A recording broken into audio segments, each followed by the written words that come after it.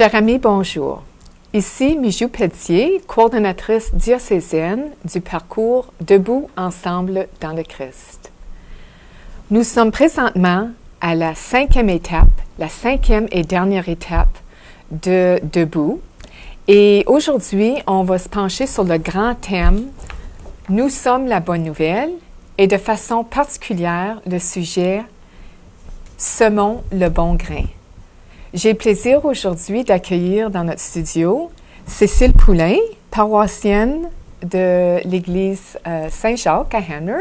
Et Cécile participe à des petits groupes de partage de foi qui sont vraiment la démarche proposée dans le projet Debout ensemble dans le Christ.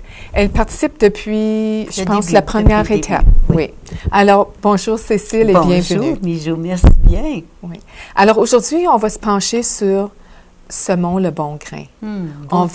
Oui, un très beau thème. Puis, ce qu'on veut illustrer puis modeler aujourd'hui pour nos téléspectateurs, c'est non seulement la démarche, mais surtout le contenu de cette deuxième rencontre de l'étape 5.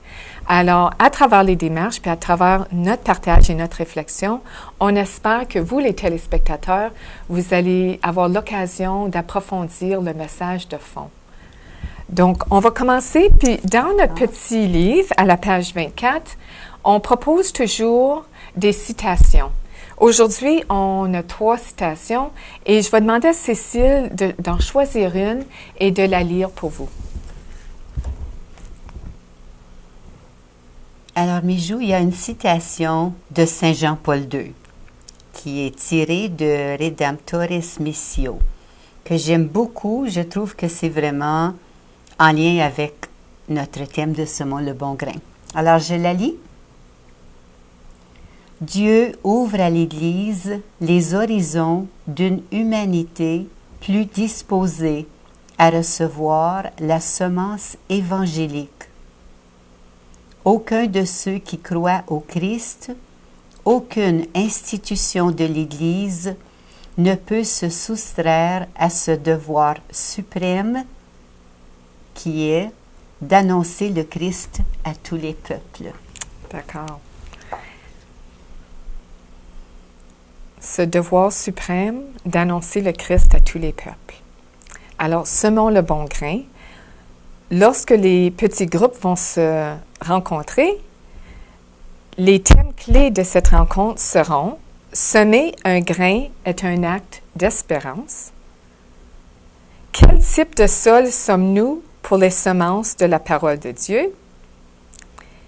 Quel genre de semeur sommes-nous appelés à être?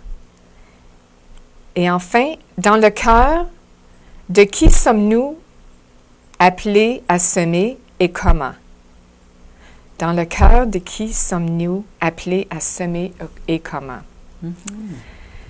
Donc, on a toujours une prière d'introduction après qu'on a fait un petit retour avec les participants. Je vais t'inviter, Cécile, à lire la prière.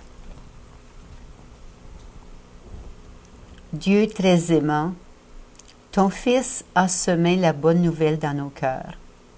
Aide-nous à prendre soin de ces semences, afin que notre foi puisse croître et produire de bons fruits. Donne-nous la force et le courage dont nous avons besoin pour semer la bonne nouvelle dans nos familles, dans le cœur de nos amis et de tous ceux et celles que nous rencontrons tout au long de notre vie. Nous te le demandons par Jésus le Christ, notre Seigneur. Amen. Amen. Merci. Et à ce moment-ci, les gens sont invités à faire un retour sur le sujet de la semaine précédente qui était « Venez et voyez ». C'est que le but des rencontres de partage de foi est non seulement d'approfondir la parole de Dieu, mais de se questionner et de réfléchir à ce à quoi la parole de Dieu nous appelle. Alors, à la fin de chaque rencontre, comme il va en avoir aujourd'hui, on est invité à écouter l'Esprit Saint qui nous parle, qui nous appelle à plus face à la parole de Dieu. Donc, juste une petite explication, c'est ce qui se passe à ce moment-ci.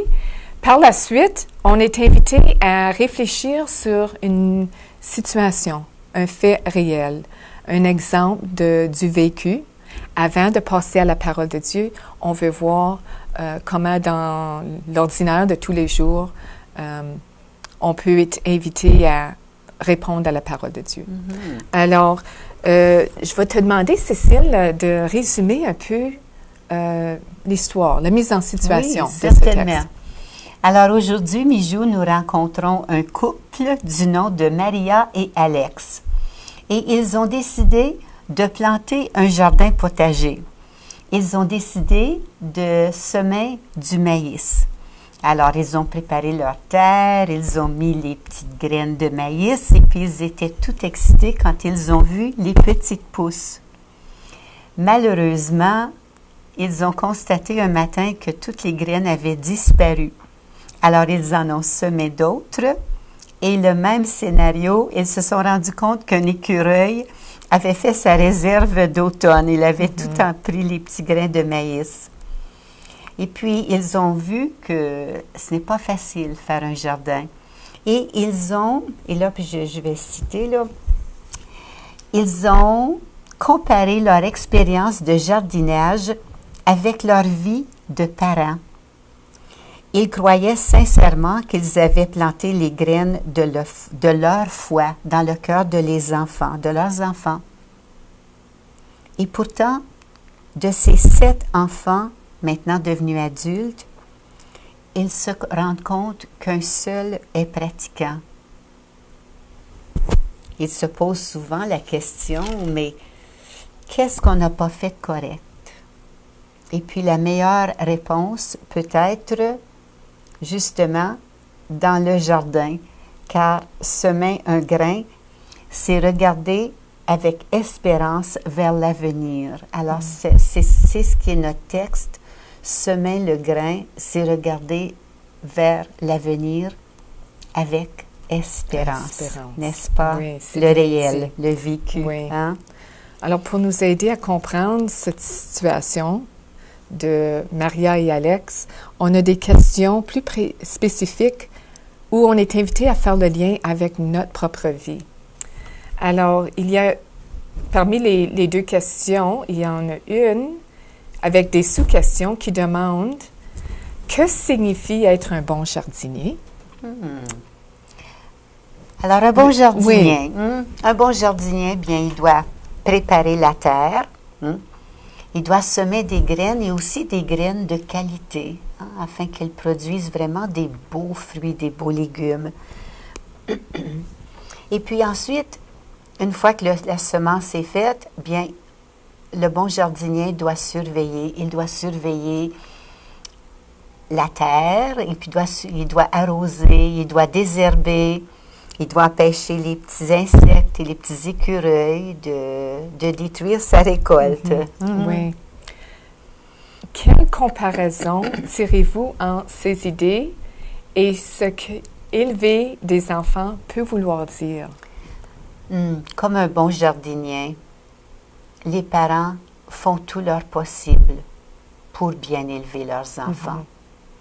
Ils prennent soin de leurs besoins physiques, corporels, éducatifs, spirituels. Ils prennent soin de leurs besoins. Et puis, comme les écureuils, les insectes et la mauvaise température, parfois, il y a des circonstances qui sont incontrôlables et qui viennent bouleverser des étapes dans leur vie. D'accord, oui. Et Dieu, dans ça, quel genre de jardinier est-il? Oh, 2 mots. Dieu est le jardinier parfait. Ouais. Dieu s'aime avec amour et donne à sa création et à ses créatures, à nous, tout ce qu'il faut pour que notre vie terrestre soit parfaite. Nous avons tout ce qu'il faut. Oui. Alors, comme tu disais dans ton témoignage tantôt, c'est à nous de semer la parole dans la bonne terre, n'est-ce pas? Oui, c'est bien ça. Puis ça me fait penser, au mois de juin passé, j'ai une amie qui m'a remis une petite plante. C'était suite à nos célébrations autochtones qu'on a vécues à la grandeur du diocèse. Et elle m'a remis c'était une toute petite pousse. Puis j'ai bien vu dès le début qu'elle était fragile. Et je crois que le sol est riche, c'est du bon sol, mais je me sentais responsable de cette plante. Et à un moment donné, j'étais partie pour 3 semaines à l'extérieur du pays et j'ai dû confier ma petite plante à ma fille pour en prendre soin. Et à mon retour, je m'assure de l'avoir proche pour me rappeler d'en prendre soin. Et éventuellement, il va falloir que je la sème dans un plus grand bocal avec la bonne terre. Alors, le texte qu'on étudie aujourd'hui me fait beaucoup penser à la question du bon semeur, mais les responsabilités qu'on a pour produire du bon fruit aussi. J'ai une dame aussi que j'ai croisée dernièrement qui m'a remis des graines de pavot. Et durant mon voyage, j'ai eu l'occasion de voir plusieurs coquelicots dans les champs. Puis une fleur qui, d'après moi, sa couleur est tellement belle et vivante. Mais pour moi, elle représente beaucoup une douceur aussi. Puis surtout le fait qu'on avait visité la Normandie, le coquelicot me parlait à fond.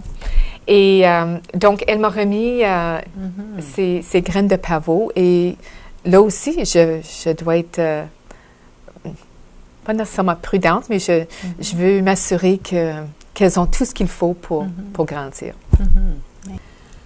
Nous sommes rendus à l'étape « Partageons l'histoire de Dieu ». Alors, à ce moment-ci, je vais lire le texte. Le texte est tiré du livre de Saint Luc, la parabole du semeur. De chaque ville, des gens venaient à Jésus. Comme une grande foule s'assemblait, il dit cette parabole. Un homme s'en alla dans son champ pour semer du grain. Tandis qu'il lançait la semence, une partie des grains tomba le long du chemin. On marcha dessus et les oiseaux les mangèrent. Une autre partie tomba sur un sol pierreux. Dès que les plantes poussèrent, elles se desséchèrent parce qu'elles manquaient d'humidité. Une autre partie tomba parmi des plantes épineuses qui poussèrent en même temps que les bonnes plantes et les étouffèrent. Mais une autre partie tomba dans la bonne terre. Les plantes poussèrent et produisirent des épis. Chacun portait 100 grains. Et Jésus ajouta, « Écoutez bien, si vous avez des oreilles pour entendre. » Les disciples de Jésus lui demandèrent ce que signifiait cette parabole. Il leur répondit, « Vous avez reçu, vous, la connaissance des secrets du royaume de Dieu, mais aux autres gens, ils sont présentés sous forme de paraboles, et ainsi ils peuvent regarder, mais sans voir, ils peuvent entendre, mais sans comprendre. Voici ce que signifie cette parabole. La semence, c'est la parole de Dieu. Certains sont comme le bord du chemin où tombe le grain. Ils entendent, mais le diable arrive et arrache la parole de leur cœur pour les empêcher de croire et d'être sauvés. D'autres sont comme un sol pierreux. Ils entendent la parole et la reçoivent avec joie, mais ils ne la laissent pas s'enraciner. Ils ne croient qu'un instant et ils abandonnent la foi au moment où survient l'épreuve. La semence qui tombe parmi les plantes épineuses représente ceux qui entendent, mais ils se laissent étouffer en chemin par les préoccupations, la richesse et les plaisirs de la vie, et ils ne donnent pas de fruits mûrs. La semence qui tombe dans la bonne terre représente ceux qui écoutent la parole et la garde dans un cœur bon et bien disposé, qui demeure fidèle et porte ainsi des fruits. Parole du Seigneur. Acclamons la parole de Dieu. La question qu'on se pose est toujours la même après avoir écouté la parole de Dieu. Quel mot, quelle expression ou quelle image du texte de l'Écriture parle à mon cœur ou interpelle ma vie? Et lorsqu'on s'est préparé, lorsqu'on s'est rencontrés, Cécile, immédiatement, ce qui est venu à l'esprit, c'était lors des funérailles, l'éloge de nos paroissiens qui est décédé au cours de l'été. Et son fils est allé dire quelques mots au sujet de son père. Et dans son éloge, il a parlé beaucoup des fruits de la vie de son père, ce que son père avait semé auprès de ses enfants. On a appris à connaître son père à travers cet éloge aussi, parce qu'on a vu, on a pu voir ses amis qui étaient présents, mais on a vu ce qu'il avait contribué aussi au travail, ses collègues de travail. Mais ce qui était très touchant à la fin de l'éloge, c'est le jeune homme a fait le lien avec la vie de son père et les fruits de sa vie avec la parole de Dieu qui était la même qu'on a réfléchi durant cette émission. Wow. Oui, la parabole du semeur. Et ce qui était très bien aussi, puis notre prêtre, en fin de compte, il n'y avait pas grand-chose à ajouter durant l'homélie, c'est qu'il a parlé non seulement de la semence, puis des graines, mais il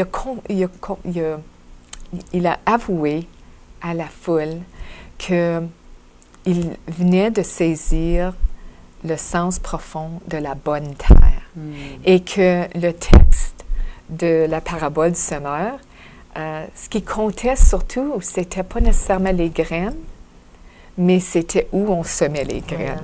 Et la richesse de cette bonne terre, c'est là où ça compte. Alors, c'est comme si il avait eu une révélation que c'était la bonne terre qui comptait, puis il voulait faire le lien avec la bonne terre dans laquelle son père avait semé des bons grains aussi. C'est beau. Oui, c'est très bien. Et dans le texte, ici aujourd'hui, on a toujours 3-4 pages qui nous aident à comprendre, dans ce cas-ci, la parabole du semeur. Okay? On parle de 4 types de sol. Pourrais-tu nous en parler de ces 4 types? Oui, c'est intéressant, n'est-ce pas? Quand Jésus explique la parabole à ses disciples, c'est ça, il dit, la parabole du semeur, c'est vraiment la parole de Dieu. Et puis, la façon qu'il décrit, on voit vraiment la gradation. Hein? Puis oui. Oui. Alors, il dit, quand la semence tombe au bord du chemin, qu'est-ce que moi, ça m'interpelle? Bien, c'est que j'entends la parole, mais je l'oublie. Je la trouve belle quand je l'entends, mais je l'oublie. La semence qui tombe dans le sol pierreux, j'entends la semence. J'entends la parole plutôt, j'entends la parole, mais je ne la laisse pas s'enraciner en moi. La semence qui tombe dans les plantes épineuses, alors encore, j'entends la belle parole de Dieu, mais elle est étouffée dans les préoccupations de ma vie. Et puis, elle ne donne pas de fruits. Oui. Quand la semence tombe dans la bonne terre, elle reste dans mon cœur et elle devient vie, ma vie. Oui, oui. Je t'écoute parler, puis il me semble que je vois, surtout dans les 2 premiers exemples de sol, que la bonne nouvelle reste à un niveau cérébral, puis de faire le transfert de la tête au cœur. Des fois, ils disent qu'il y a une grande distance, là. Oui. Ça me fait penser ce qu'on peut lire dans les évangiles, si le grain de blé tombé en terre ne meurt, il reste seul. Hein? Oui. Mais s'il meurt, il porte beaucoup de fruits. Oui, Alors, oui, c'est ça, hein? oui. Dans la bonne Bien. terre, Oui, c'est bien dit. produire du fruit. Alors, dans les prochaines pages aussi, on explique un peu ce que c'est évangéliser, cette bonne nouvelle. On parle aussi de témoignage. Alors, il y a quelques phrases que je trouve qui valent la peine de répéter. Alors, je vais les lire. Entre autres, on mentionne que l'évangélisation, c'est d'abord être touché par l'Évangile. Et c'est un peu ce que, dans les exemples que tu as donnés des 4 types de sol, oui, faut être touché, non seulement avec la tête, ça commence peut-être au niveau de connaissances, mais de faire le transfert jusqu'au cœur. L'Évangile, c'est faire tout ce que je peux pour donner au grain de la parole la chance de prendre racine, en m'assurant qu'ils sont nourris, grandissent et portent du fruit. Un fruit qui est la semence du prochain ensemencement. Et voilà ce qu'on appelle le témoignage. Okay? Puis, on a des occasions à tous les jours de témoigner de ces fruits en nous. Et le témoignage est l'un des moyens les plus efficaces d'évangélisation. On ajoute un peu plus loin qu'aujourd'hui, à travers cette rencontre, à travers ce thème de Semons le bon grain, et au cours des rencontres, toutes les rencontres de Debout, on est invité à suivre l'exemple du bon semeur qui marche tout en dispersant des grains dans l'espoir bien fondé que la plupart d'entre eux se développeront. Aujourd'hui, on est appelé à vivre simplement en tant que chrétien authentique et à partager la bonne nouvelle avec sincérité, honnêteté, humilité et joie. Alors, les pages de réflexion nous aident à saisir davantage, mais ce qui est surtout précieux dans la démarche, c'est lorsqu'on partage en petits groupes. Mais je veux rassurer nos auditeurs qu'on a toujours le droit d'être là, présent et écouter. On n'a pas besoin de... Si on n'est pas à l'aise de partager, on peut toujours juste réfléchir et être présent. Présence, oui, justement. Oui. Alors, il y a toujours des questions précises aussi où on est invité à faire le lien avec la parole de Dieu, les pages de réflexion, mais encore, il y a d'autres, si on veut approfondir et si on a le temps. Les rencontres durent 1h30. Alors, aujourd'hui, on va prendre le temps juste de réfléchir à une question qui demande « Si vous deviez expliquer à quelqu'un que le Christ est la source de votre joie, de votre paix, de votre espérance et de votre amour, que diriez-vous? Que dirais-tu, Cécile? Si tu permets, Mijou, je vais prendre un exemple concret, OK? Oui. Je veux faire un pain, d'accord? Alors, j'ai ma recette, j'ai mes ingrédients. J'ai pas de pain. Alors, dans notre vie, hein, on a les évangiles, on a la messe, on a la communauté. Mais qu'est-ce que je fais avec? Alors, si je veux manger mon bon pain, il faut que je prenne ma recette, il faut que je prenne mes ingrédients, et puis, il faut que je fasse mon pain avec la farine, la levure, l'eau, que je mêle, que je pétrisse, que je laisse lever, et puis que je le fasse cuire. Puis là, je vais pouvoir manger mon bon pain. Alors moi, personnellement, je trouve que c'est ça. Puis c'est pas des paroles, c'est pas toujours par les paroles. Ce que je suis, hein, parle plus fort que ce que je dis. Tu as raison. Oui. OK. Oui. L'agir est parfois le meilleur témoignage. Absolument. Puis, dans la prochaine étape de nos rencontres, qui a pour titre « Invitation à s'engager », c'est dans notre agir. Parce que la parole devrait nous interpeller à plus. Oui. Et il y a des suggestions. Moi, je me suis arrêtée un peu à la 6e. Priez pour les personnes que vous connaissez, pour qui la foi représente un combat intérieur.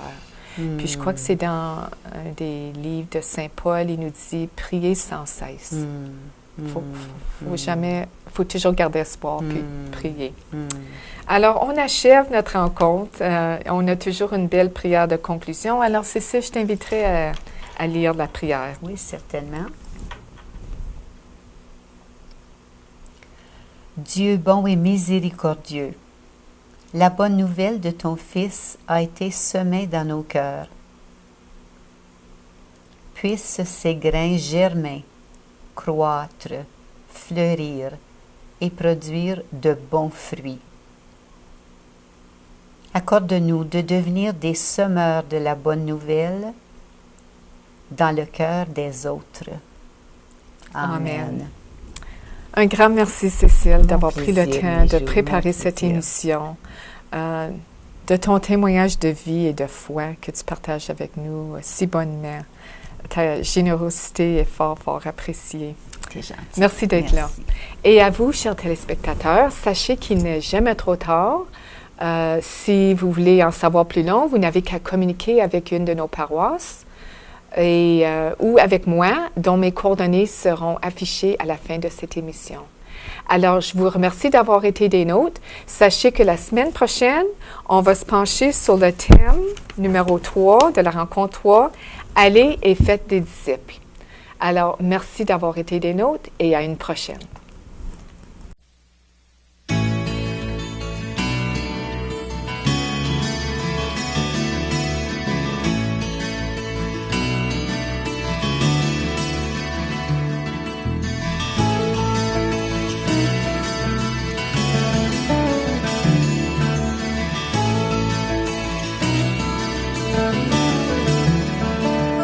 Tous ensemble.